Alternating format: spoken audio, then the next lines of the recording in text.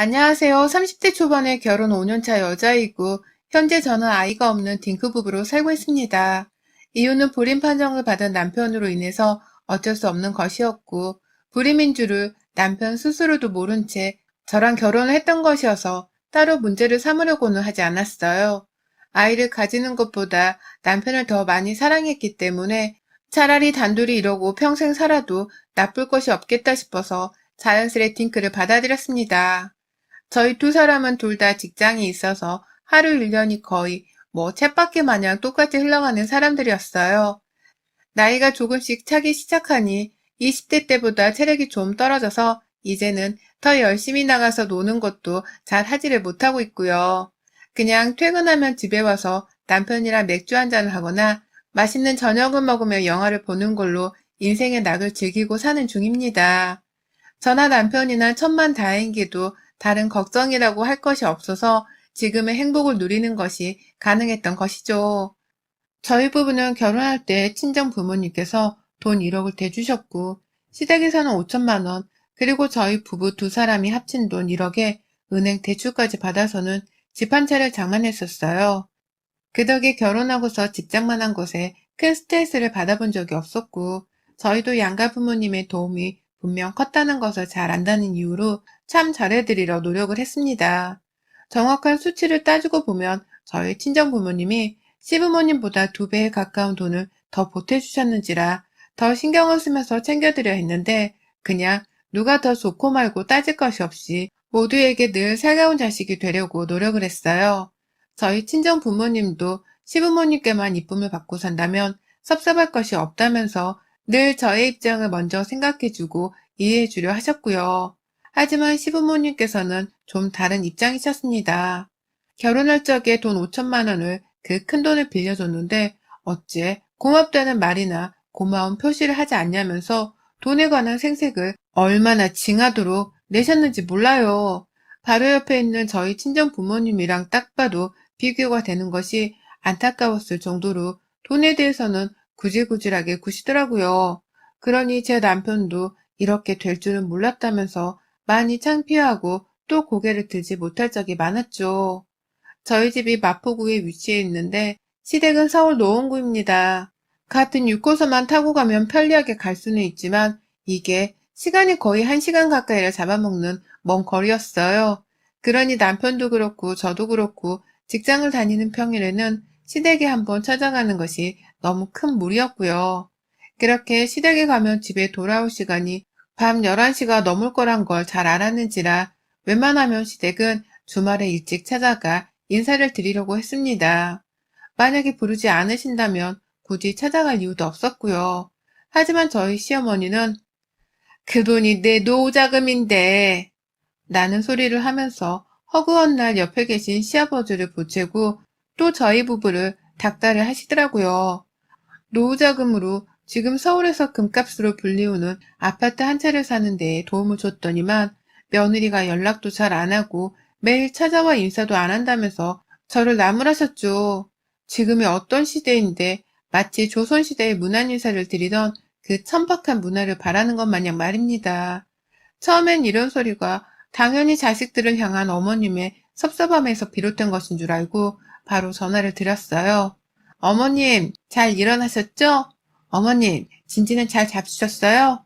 라고 하면서 실제 문안인사와 비슷한 깍듯한 전화를 해서는 시어머니께 안부를 여쭙습니다.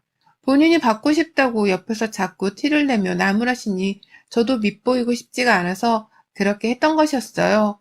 그런데 이게 시어머니께는 영 성인 차지를 않았던 모양입니다. 아니 오히려 더 열불이 나게 만든 것 같았어요. 어느 순간부터는 전화를 하지 말고 직접 찾아오라는 소리를 하시더라고요. 내가 전화로 듣고 싶어서 옆에서 잔소리를 한 게 아닌데 자꾸만 전화만 하면서 안부 인사를 때우려고 한다며 말입니다. 그러니 저도 속에선 답답하고 억울해 죽겠는데도 시어머니 눈치가 하도 보여서 시댁을 찾아가야만 했습니다. 그쯤 남편이 불임 판정을 받고서는 양가 부모님께 딩크 부부를 선언하고 있었을 시기이기도 했는데요. 혹여나 자기 아들 문제로 충격을 받으실까 싶어서 비위를 미리 잘 맞춰드리려는 목적으로 아무 말 않고 시댁을 찾았어요. 퇴근하고 구태여 시댁에 가서는 제 입에는 맛도 없는 밥을 맛있다고 잔뜩 얻어먹고서는 어머님 옆에서 과일 차려드리고 찬물 내어다 드리다가 집으로 돌아왔고, 가끔 남편이 야근을 한다고 시댁에 못 간다 할 때에는 저 혼자서라도 시댁에 씩씩하게 찾아가서는 옆에서 아부를 떨다 왔어요. 처음엔 이렇게 살아야만 하는 건 줄 알았어서 속도 없이 그랬던 건데, 딩크 부부를 선언하고 나서야 딱 현타가 찾아왔습니다.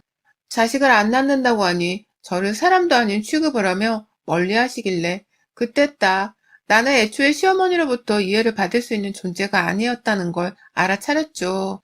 애초에 나는 무슨 행동과 말을 하고 살더라도 시어머니의 눈에는 밉상이고 남 같은 존재인데, 내가 너무 잘 보이려는 마음에 시어머니 옆에서 배알도 없이 시키는 대로 행동을 하고 살았구나 싶었습니다. 그래서 그때부터는 저도 자주 하던 연락을 덜 하게 되었고, 시댁에 가는 수고로움은 아예 멀리하려고 했죠.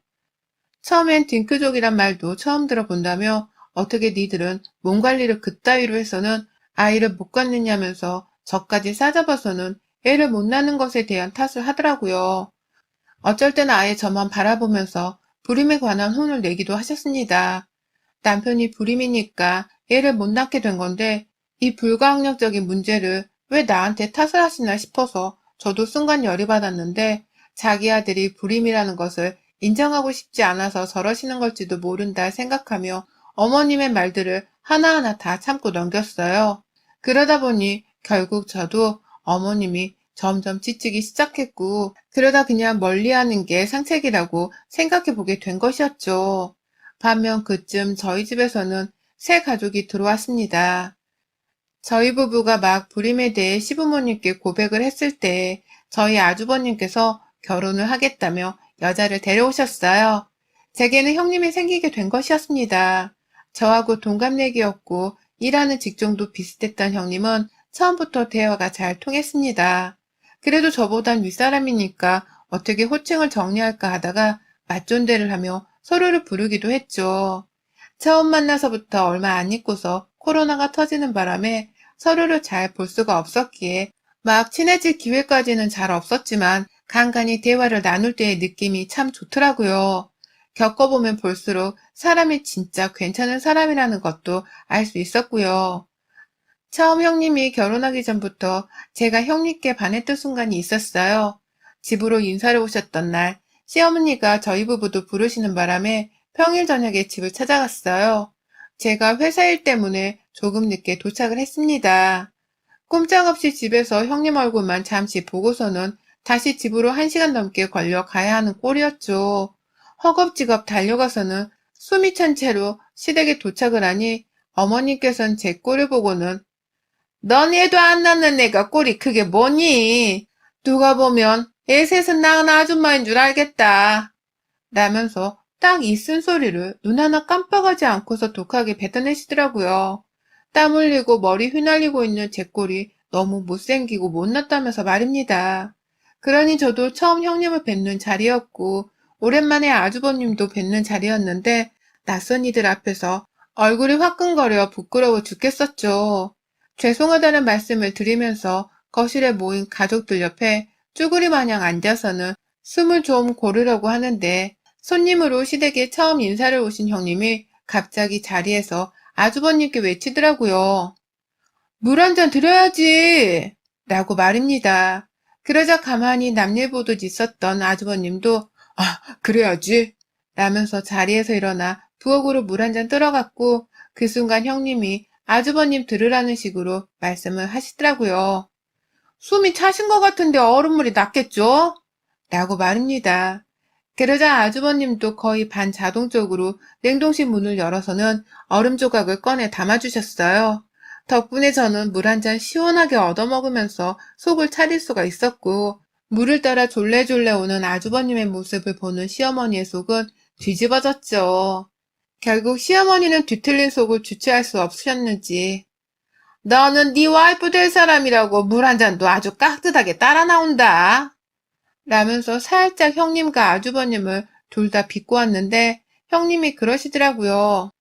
제가 오늘 손님인데 물이 어딨는지 몰라서요. 보니까 회사 끝나고 급하게 저 하나 때문에 달려오신 것 같은데 가만히 있는 것도 염치가 아닌 것 같고요. 라고 말입니다. 이 말을 시어머니께 하니 시어머니도 순간 꿀먹은 벙어리가 되어서는 뭘 염치가 아닐 것까지야. 라며 괜히 혼잣말을 하곤 멋쓰게 하셨습니다. 저는 속에서 사이다를 마신 것 마냥 아주 뻥 뚫리는 시원한 경험을 했고요. 괜히 맞은편에 있는 형님을 보면서 웃음을 짓게 되더라고요. 감사한 마음에서 말입니다. 이런 제 표정의 형님은 오히려 콜레가 진동을 해서는 제게 따라 살짝 웃음을 지어 보이시다가 내내 시어머니 앞에서 콜레 진동한 채로 말씀을 듣고는 집으로 돌아가셨어요. 결혼을 하고 나서도 형님의 쿨레는 달라지지 않았습니다. 오히려 더해서는 시어머니께 맞서주는 저의 든든한 아군이 되어주었죠. 코로나 때문이기도 하고 불임 얘기를 달고 사시면서 제 자존심을 너무 건드리려고 하시는 바람에 시댁과는 거의 인연을 끊다시피 연락을 하지 않으려 하고 살던 중이었는데 작년 추석에 어머님이 언제 제사를 지내러 올 거냐며 물어보신 적이 있었어요. 먼저 전화를 걸어서 말이죠. 그 말에 어찌해야 하나 대답을 못한 채로 망설이고 있다가 결국 빨간 날에 찾아뵙겠다는 연락을 하고서는 전화를 끊었습니다. 코로나로 명절을 안 지내는 게 맞는 거였는데도 강압적으로 언제 올 건지에 대해서 물어보는 시어머니의 태도에 제가 심장이 쫄려서는 어쩔 수 없이 그런 대답을 한 것이었어요. 그런데 정말 20분도 지나지 않아서 시어머니가 다시 연락이 오셨어요. 야, 니네 형님이 무슨 말을 하더라도 절대로 싫다고 하고는 무조건 제사 지내러 와야 한다. 알았지? 너 명절에 안 오기만 해봐. 확. 너만 믿는다. 라고 하면서 말입니다. 무슨 일에서인지 저를 믿는단 말을 하면서 자기 편이 되어달라는 듯 겁박을 하는 다급한 어머님의 목소리가 의아하던 중 정말로 형님께 연락이 왔습니다. 그동안 간간히 안부를 물으며 짧은 문자로만 소식을 주고받아왔던 형님이 그러시더라고요. 방금 어머님이랑 통화했죠? 제가 이번 명절에 당연히 시댁에 안 가는 게 도리인 거라며 몇 마디 따끔히 해드렸더니 찍소리도 못하다가 동서한테 말을 해보겠다며 일방적으로 연락을 끊으셨어요. 또 한바탕 뭐라고 하셨죠? 미안해요. 라고 말이죠. 이제 보니 형님은 코로나 때문에 시댁에 가지 않겠다는 말을 당당히 하셨던 모양이더라고요. 그러자 시어머니는 만만한 저를 꼬드겨서 형님도 오게 하려고 황급히 저한테 전화를 걸으셨던 것이었어요. 그러니 저도 얼마나 형님이 고마웠는지 모릅니다. 그 말을 듣자마자 코로나로 명절에는 이동을 하지 않는 게 맞는 거라면서 형님의 말을 치켜 세워드렸고 나도 안 가겠다는 말씀을 드리겠다고 했어요. 형님이 먼저 나서서는 요목조목 다 따져준 바람에 저는 그냥 형님을 따라서 안 가겠다고 말만 하면 되었고 형님이 얼마나 말씀을 잘하신 건지 어머님은 알았어. 나는 짜증과 함께 더 말을 나누기 싫다며 전화를 먼저 끊어버리셨어요. 그 덕에 저는 작년 추석을 쉬었고 올 설날도 쉬면서 명절을 멀리할 수 있었습니다. 하지만 이게 저에게 뜬금없이 불똥이 튀는 꼴이 되었어요. 명절일 뿐만 아니라 아주버님 생신 때에도 시어머니가 가족들끼리 한번 모이자면서 6명이나 되는 인원을 자기 집에 일방적으로 날짜를 정해 통보를 하신 적이 있었어요. 그게 설 지나고 나서 얼마 되지 않았을 때였어요. 이렇게라도 안 모이면 자기가 자식 놓고 사는 보람이 없다며 저희 남편이랑 아주버님께 먼저 전화를 돌리셨더라고요. 아들들 마음을 먼저 사로잡으려는 속셈이셨던 것이죠. 그런데 이 시어머니의 속셈은 정말 3일 전화로 끝이 났습니다. 생신상을 차리고 싶으면 사회적 거리두기에 맞게 당신 아들만 부르던가 우리 부부만 초대를 해서는 5인 이상의 집합금지 룰을 지켜달라고 형님이 바로 전화를 걸어 딴지를 걸으셨고요. 급기야 자신은 직장을 다녀서 코로나에 걸리면 절대적으로 안 되는 사람이라면서 생일잔치를 극구 거부한 바람에 아주버님이 형님을 따라 거절하시고 결국 저희 남편의 저까지 줄줄이 이를 핑계로 거절을 해버렸어요. 그 과정에서 시어머니께 자식도 없는 게 꼭 바쁜 티를 내면서 산다. 꼴값이다 정말. 이라는 악담도 전해 들었지만 괜찮았습니다. 시어머니를 뵈러 가지 않는다는 것만으로도 저는 행복했으니까요. 가면 면전에서 이런 말보다 더한 말을 들으며 살아야 했을 터인데 형님이 차단을 제대로 해주신 덕분에 약간 욕만 먹고 말면 그만이었죠. 시어머니도 점점 형님이 저보다 더한 성격을 가진 강한 분이라는 것을 알아차리는 중이셨던 건지 슬슬 며느리한테 사소한 전화 한번 하는 것도 눈치를 보기 시작하셨고요. 뭔가 조금씩 변화가 생기고 있는 중이어서 저로서는 그 자체가 다 기뻤습니다. 그러다 이번 달 추석이 다가오고 있잖아요. 우리 형님이 또다시 총대를 메고 나서주셨습니다. 아주 작정을 하고 덤벼든 시어머니께 제대로 말입니다. 절대적으로 이번 추석에는 반드시 두 며느리를 시댁에 불러와 제사상을 차리게 하겠다면서 시어머니가 한 달 전부터 내내 이날만을 벼르고 계셨어요. 벌써 2번이나 조상님 제사상을 아들들 그리고 며느리들 없이 지내게 되었다며 이게 세상에 가당키나 하는 말이냐면서 한 달 전부터 만만한 저를 붙잡고서는 얼마나 형님 욕에 제 욕을 대놓고 하면서 집에 오란 소리를 하셨는지 모릅니다. 그러면 저는 다른 가족들에게 이 얘기를 전하지 않고서 그냥 혼자 삭히며 무시를 하고 있었어요. 그러다가 저번 주부터는 조금씩 시어머니가 제게 계속해서 저와 형님 사이를 이간질 시키려 하더라고요. 네 형님 독하다 독해. 그런 여자 옆에 있으면 너도 나중에 딱 그 짝이 되는 거야. 독해서 옆에 재수가 온 붙어서는 인생이 꼬이는 거라고. 조상한테 제사를 잘 지내야 복이 계속 들어오고 인생이 잘 풀리는 건데 딱 네 형님 같은 사람은 인생 꼬이기 딱 좋은 팔자인 거야. 절대로 넌 그런 사람 옆에 들러붙으면 안 된다. 닮지도 말고 연락도 잘 하지 말고 이번 추석 때 나랑 얘기를 더 해보자. 라면서 말이죠. 그러면 저는 당연히 형님이 더 좋았기 때문에 시어머니 말을 한 귀로 듣고 흘리기만 했는데 시어머니는 지치지도 않고 이런 말씀을 하셨죠. 꼭 시댁에 오라는 말씀도 덧붙이면서 말입니다. 당연히 시댁에 가기 싫었고 그래서 일핑계를 대면서 이번에도 못 갈 수 있다는 말을 조금씩 드리기도 했는데요. 그러면 본인 백신을 맞은 것에 대해서 그리고 저희 아주버님이 백신을 맞은 것을 언급하면서 이제 괜찮으니 시댁에 오란 말을 더욱 강하게 뱉어내셨죠. 형님 욕에 시댁 오란 소리에 정말 하나부터 열까지 죄다 듣기 싫은 말이어서 혼자 괴로워만 하고 있었는데 하루는 형님이 전화를 해오셨어요. 동서, 어머님이랑 요새 통화했죠? 라고 물어보더라고요. 그래서 형님과 대화를 하기 시작했는데 글쎄 제가 모르는 반전이 숨겨져 있었습니다. 그동안 저한테 시댁에 오라며 전화를 해서는 형님 뒷담화를 엄청 해오셨던 시어머니께서 정작 형님한테도 전화를 걸어서는 시댁에 오란 소리와 함께 제 뒷담화를 신랄하게 하셨다 하더라고요. 급기야 시댁에 오란 소리를 하기 위해서 제가 불임인 것을 계속해서 언급하셨다고 해요. 시어머니가 자꾸 퇴근길마다 전화를 걸어와서 늘 무시를 할 수 없는지라 전화를 몇 번 받았는데 참 너무하시더라고. 동선에 불임 언급하면서 우리 집이라도 빨리 애를 가지라고 옆에서 눈치를 주시는데 이게 추석에 시댁에 가는 거랑 무슨 상관이 있는 건가 싶기도 하고 조상한테 제사를 지내지 않으면 우리도 동선애처럼 아이를 못 갖게 된다고 하시는데 난 이런 소리를 가만히 듣고만 있을 수가 없거든. 동선은 어떻게 생각해요?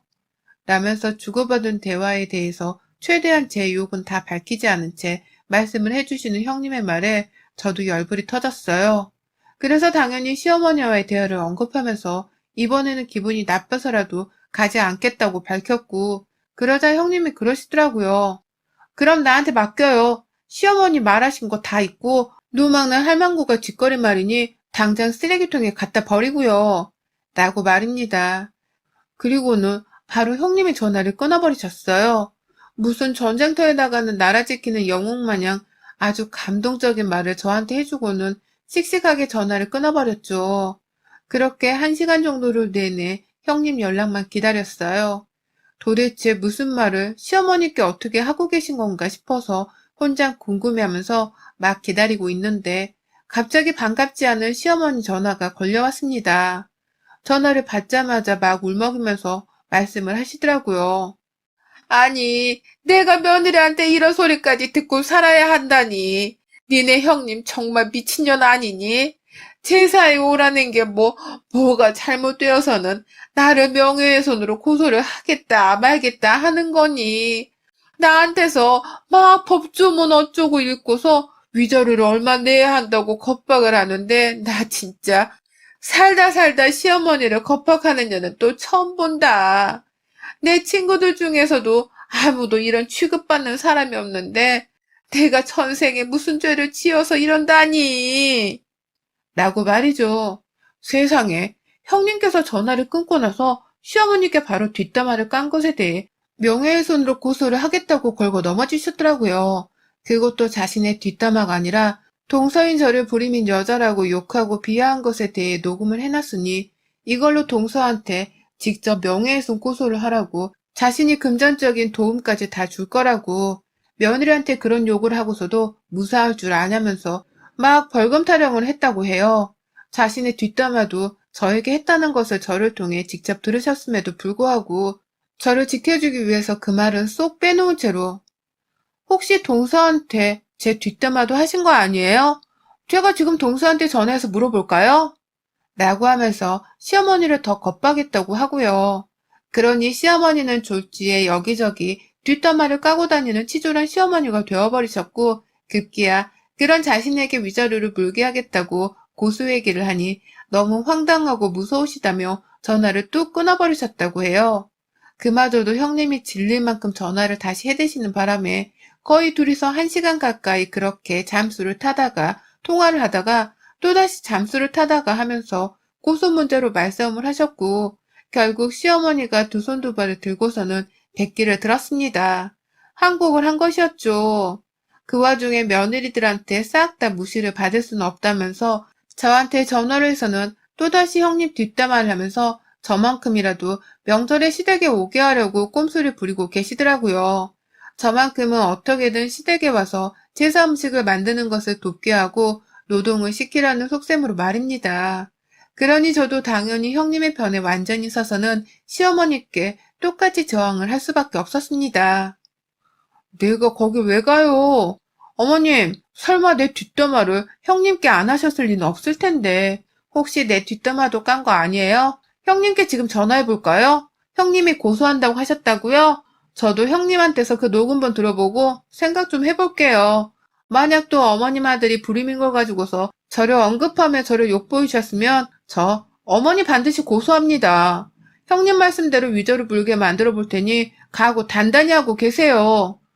라면서 2차로 시어머니를 겁박해 버렸습니다. 형님으로부터 이미 제 뒷담화를 깠다는 것을 들어서 알고는 있었지만 저도 저희 형님을 지켜드리기 위해서 그 말은 하지 않은 채 오히려 아무것도 들은 것이 없다는 식으로 모른 채 했어요. 그리고는 같이 고소 얘기를 하면서 시어머니의 마음을 아주 잘근잘근 씹어드렸죠.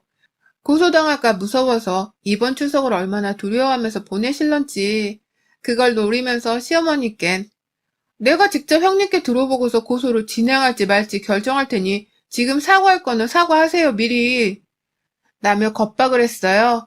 그러니 시어머니도 처음엔 그런 적 없다고 바득바득 우기기만 하다가 아니 내가 잠시 감정이 격해져서는 조금 분이 넘치는 소리를 했는데 네가 그 말을 듣기 싫어할라나? 라면서 저자세로 나오셔서는 사과 아닌 변명을 하기 시작하셨고요. 그 과정 자체가 얼마나 구질구질해 보였는지 모릅니다. 어머님도 스스로 그걸 눈치챈 것인지 목소리는 아주 개미새끼 마냥 쪼그라들어서는 기어가는 목소리로 겨우 미안하다며 끝내 사과를 하시더라고요. 오해하지 말라는 밑밥을 미리 깔면서 말입니다. 하지만 저는 시어머니가 더 찝찝하라며 사과를 받아들이지 않은 채 생각해 보겠다는 말만 하고서는 전화를 끊었어요. 그리고는 추석이 코앞에 와서도 또 추석이 되어서도 절대로 어머니께 전화를 하지도 않고 겸사겸사 시댁에 찾아가지도 않을 겁니다.